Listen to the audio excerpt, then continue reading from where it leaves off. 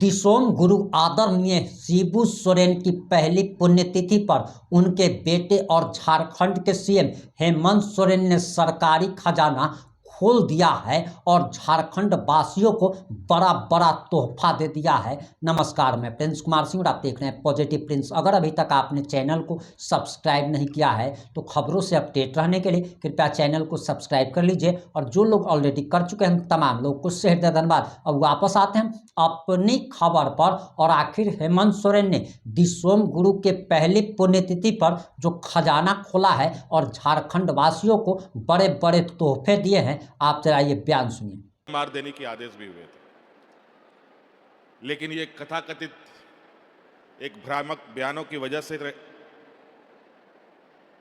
ये आदेश पारित हुआ। अंतोगत्वा जब सच्चाई सामने आई तब पता चला कि एक समाज सुधारक के रूप में भी अपने कार्य करते हैं। दिन में लोगों को अपने हक अधिकार के पाठ और उनका हमारा संवैधानिक अधिकार की बात उनको बताना, और रात में हमारे आने वाली पीढ़ी को शिक्षा देना, क्योंकि हमारे दादाजी यानी गुरुजी के पिताजी भी एक शिक्षक रहे हैं। लेकिन समय समय पर हमेशा से, और इतिहास गवाह है इसका भी, जब अमीरी और गरीबी इनकी खाई बढ़ती है तो एक टकराव की स्थिति बनती है। और यही समय था एक जब इस राज्य में महाजनों की बहुत बड़ी, कहा जाए कि उनका जो प्रकोप था इतना था कि कोई भी आदमी अपने घर में सुरक्षित नहीं होता था। और खास तौर पर तो जो लोग पढ़े लिखे नहीं, उनके लिए तो ये वो समय बिल्कुल एक नरकीय दुनिया रहा है। इसीलिए शिक्षा और शिक्षित होना कितना अनिवार्य है ये आज के दिन में आप सब लोगों को मालूम है। लेकिन हमारे जो अग्रणी लोग रहे हैं, आपके माता पिता लोग रहे हैं, हमारे माता पिता, हमारे मार्गदर्शक जो लोग रहे हैं, उन लोगों ने हमेशा से प्रयास किया अपने बच्चों को पढ़ाने का, जितना भी पढ़ा सका। कोई 5वीं क्लास पढ़ाई किया, कोई 10वीं क्लास पढ़ाई किया, कोई 12वीं किया, कोई ग्रेजुएशन कर पाया। लेकिन गरीबी एक ऐसा प्रकोप है जहां आपने आज एक नाटक के माध्यम से देखा कि एक होनहार विद्यार्थी अपना पढ़ाई छोड़ने के लिए कितना मजबूर हुआ। लेकिन व्यवस्था उसके तरफ इस कदर बनी थी कि अपनी बाकी की पढ़ाई को पूरा कर पा रहा था। यही स्थिति थी यहां पर। लोग पढ़ाई करें कि अपना पेट पाले, तो इसलिए बच्चा भी अपना मां बाप के साथ मजदूरी करता रहा। और यही सिलसिला बदस्तूर जारी रहा और झारखंड प्रदेश एक मजदूर पैदा करने वाला प्रदेश बन गया। और यहां पर बड़े पैमाने पर लोग अलग अलग राज्यों में मजदूरी करने के लिए पलायन भी करते रहे। कोरोना काल में हम लोगों ने इसको बहुत करीब से देखा कि हमारे राज्य से कितने लोग मजदूरी करने के लिए बाहर जाते हैं, मतलब रोजी रोजगार के लिए बाहर जाते हैं, पेट पालने के लिए बाहर जाते हैं।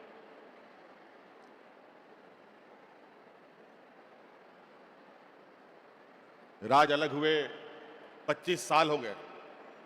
2000 साल में जिन बच्चों ने जन्म लिया होगा आज वो 25 साल के हो गए।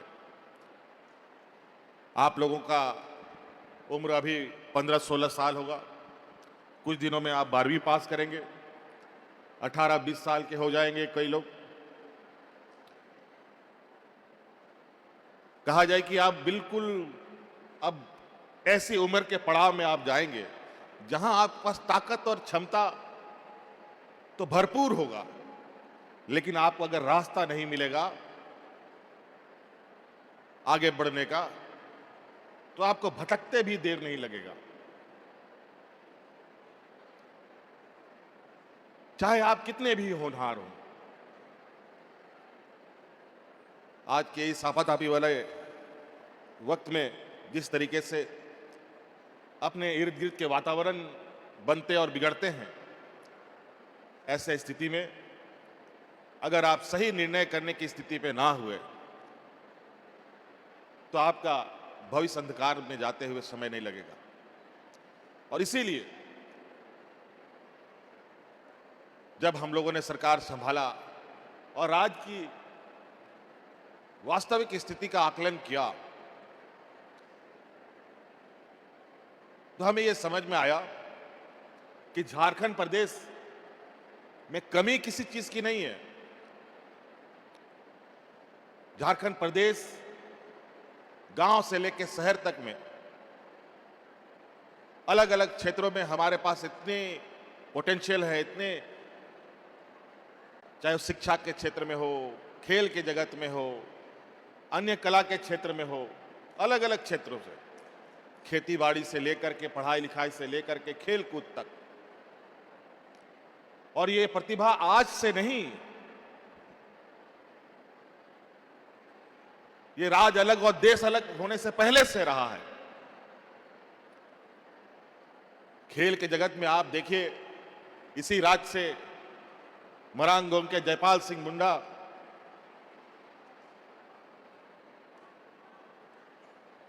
जैसे लोग, कितनी ऊंचाइयों को लोगों ने छुआ।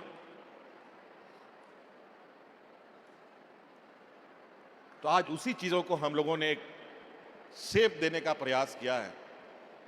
आज हमारी जो भावना है कि इस राज्य का विकास तभी हो सकता है जब हमारा गांव गांव में हमारे नौजवान पढ़े लिखे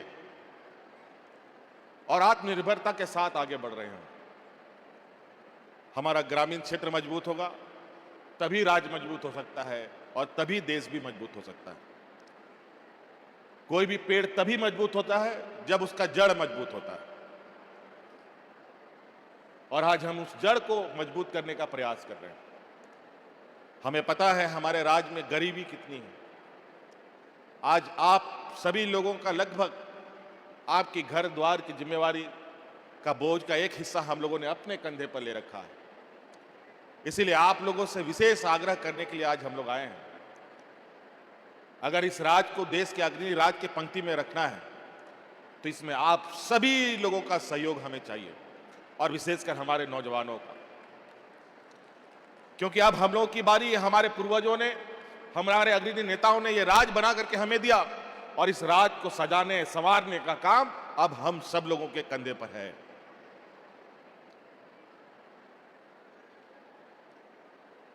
आज पैसे के अभाव में, घर की आर्थिक तंगी को ध्यान में रखकर हमारे होनहार बच्चे इंजीनियर, डॉक्टर, आईएएस, आईपीएस, वकील, जज नहीं बन पाते हैं। आज बता दो गिन करके हमारे झारखंड के कितने नौजवान जज हैं, कितने नौजवान आईएएस, आईपीएस हैं, कितने नौजवान डॉक्टर, इंजीनियर हैं। गिना चुना लोग मिलेगा। और वर्तमान परिस्थिति जिस तरीके से उत्पन्न हो रहा है, आप देख रहे हैं केंद्रीय एजेंसियों में नौकरियों की कितनी घोर अभाव हो रही है। बैंकों में नौकरियां घटाई जा रही हैं, पीएसयूज में नौकरियां घटाई जा रही है, रेलवे में नौकरियां घटाई जा रही है। आज हम आपको सिर्फ सरकारी नौकरियों के भरोसे नहीं खड़ा करना चाहते, हम आपको उस स्थिति में लाके खड़ा करना चाहते हैं कि सरकारी नौकरी ही नहीं, कि देश दुनिया की कोई भी प्रतिस्पर्धा हो उसमें आप अव्वल नंबर पर आए। यह हमारा संकल्प है।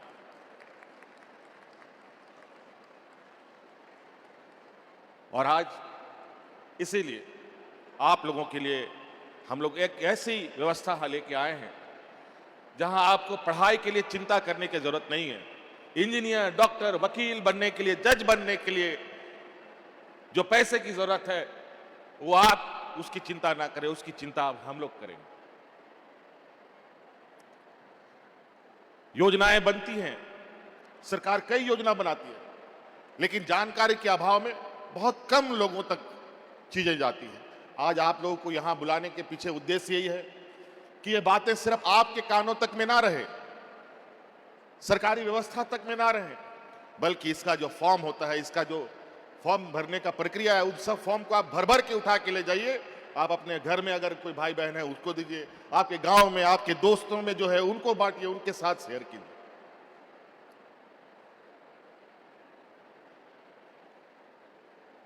हमारा जो लक्ष्य है कि हाँ हर बच्चा शिक्षित हो, ये तभी सार्थक होगा जब आप सब लोग बैठे नौजवान इसमें अपना हिस्सेदारी निभाएंगे। नहीं तो हम अकेले कुछ नहीं कर सकते, सिर्फ हम योजना बना सकते हैं, हम खाना बना सकते हैं, खाना परोस सकते हैं, लेकिन खाना तो चबाना आपको है। कितना सरल तरीका है, कैसे मिलता है, कितने दिनों में वापस करना है। कई राज्य देते हैं ये योजनाएं, कोई 3 लाख, कोई 4 लाख, किसी का इंटरेस्ट 12-11% है। भारत सरकार ने भी अभी 5 लाख देता था, उसने शायद हम लोगों को देखा दी कि 7 लाख कर दिया। ये देश का पहला राज्य है जो सबसे कम इंटरेस्ट पर और सबसे अधिक 15 लाख रुपए तक का आपको अनुदानित ऋण उपलब्ध कराती है।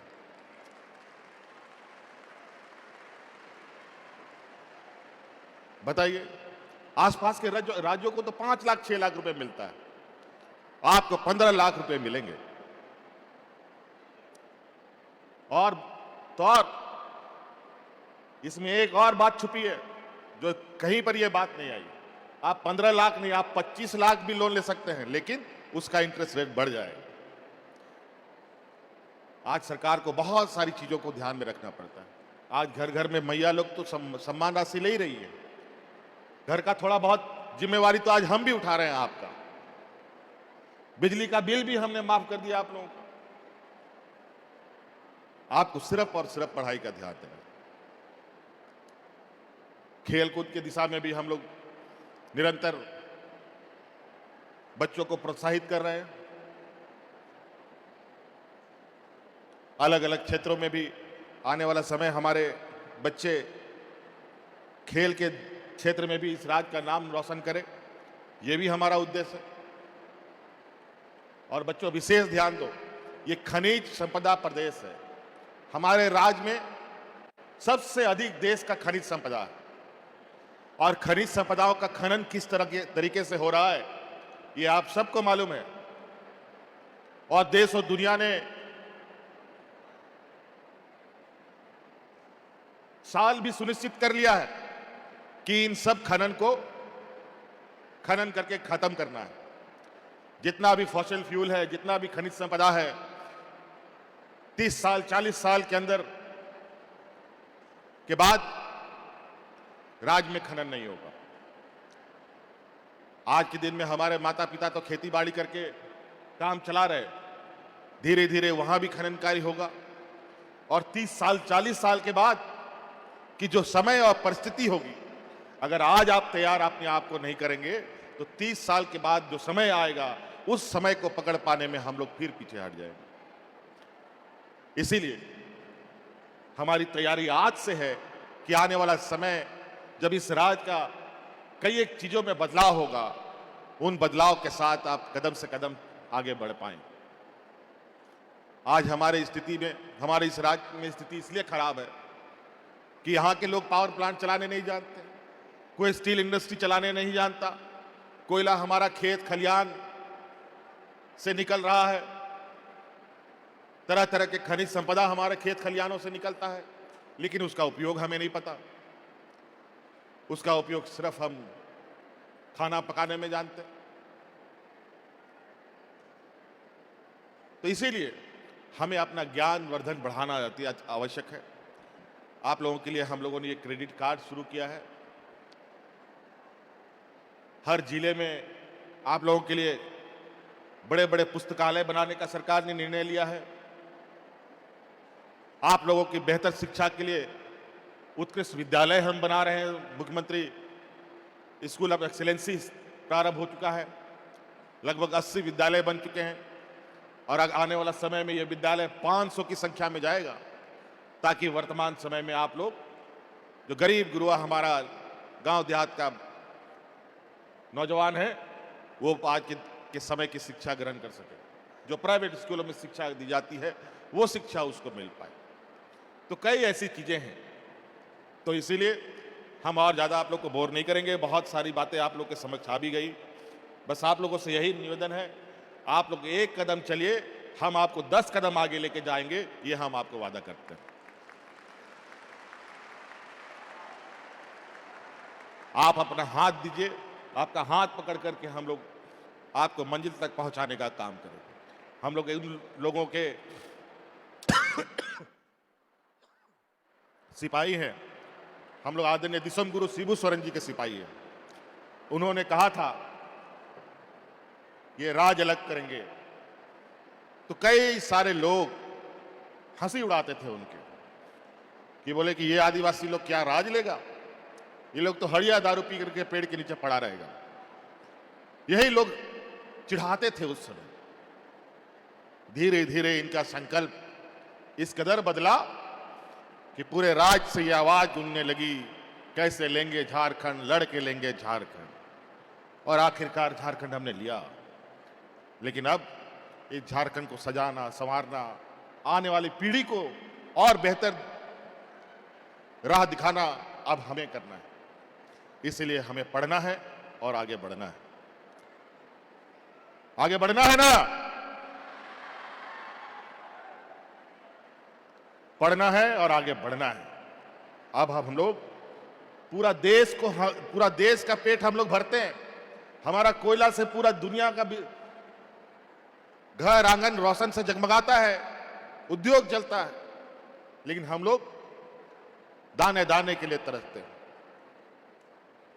अगर ये कलंक मिटाना है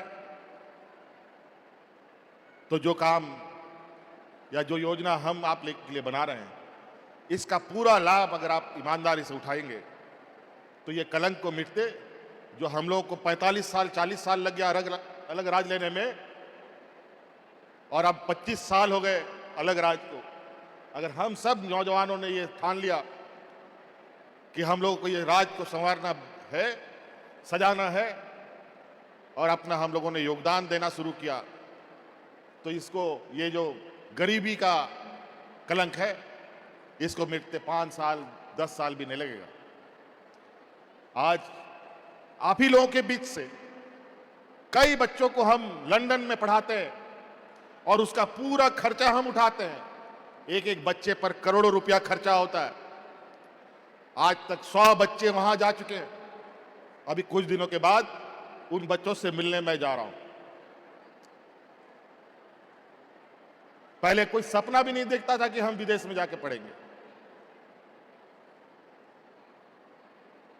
जिस तरीके से यहां अंग्रेजों का राज था, अंग्रेज के बगल में कुर्सी में कोई बैठने का सपना नहीं सोचता था। आज अंग्रेजों के बगल में हमारा झारखंडी बच्चा जाकर के पढ़ाई पढ़ रहा है। अब आपकी जो भी प्रतिक्रिया, अपनी प्रतिक्रिया जरूर दीजिएगा। जुड़े रहे हमारे साथ। जय हिंद, जय भारत।